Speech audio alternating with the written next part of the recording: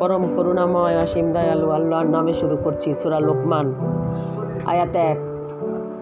আলিফ লাম মিম এগুলো জ্ঞান গর্ভ কিতাবের আয়াত।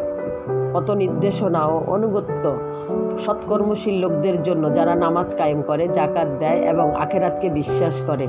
এরাই তাদের রবের পক্ষ থেকে সঠিক পথে রয়েছে, এরাই সাফল্য লাভ করবে। আর মানুষের মধ্যে এমনও কেউ আছে যে মনোমুগ্ধর কথা কিনে এনে লোকদেরকে জ্ঞান ছাড়াই আল্লাহর পথ থেকে বিচলিত করার জন্য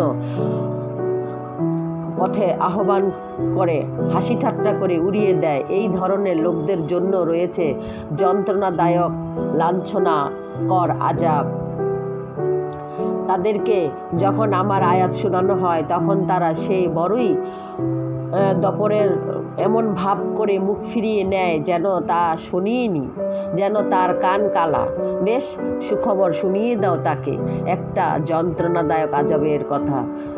তবে যারা ঈমান আনে ও সৎ কাজ করে তাদের জন্য রয়েছে নিয়ামতে পরিপূর্ণ জান্নাত, সেখানে তারা থাকবে চিরকাল। এ হচ্ছে আল্লাহর আটক্য প্রতিশ্রুতি এবং তিনি পরাক্রমশালী ও মহাজ্ঞানময়।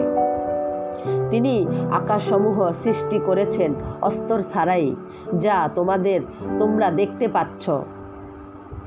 তিনি পৃথিবীতে পাহাড় গেড়ে দিয়েছেন যাতে তা তোমাদেরকে নিয়ে ঢলে না পড়ে। তিনি সব ধরনের জীবজন্তুকে ছড়িয়ে দিয়েছেন। আমি আকাশ থেকে পানি বর্ষণ করি এবং জমিনে নানা ধরনের উত্তম জিনিস উৎপন্ন করি। এত হচ্ছে আল্লাহর সৃষ্টি। এখন আমাকে একটু দেখাও তো দেখি অন্যরা কি সৃষ্টি করেছেন।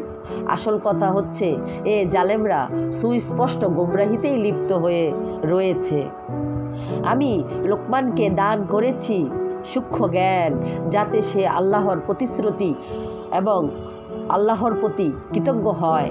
যে ব্যক্তি কৃতজ্ঞতা প্রকাশ করবে তার কৃতজ্ঞতা হবে তার নিজেরই জন্য লাভজনক, আর যে ব্যক্তি কুফরি করবে সে ক্ষেত্রে কুফরি পক্ষ আল্লাহর মুখাপেক্ষী এবং নিজেই নিজের ধ্বংসের দিকে নিয়ে যাচ্ছে। স্মরণ করো যখন লোকমান নিজের ছেলেকে উপদেশ দিছিলেন যে সে বলল, হে পুত্র, আল্লাহর সাথে কাউকে শরিক করো না। যথাযথই শিরিক অনেক বড় জুলুম।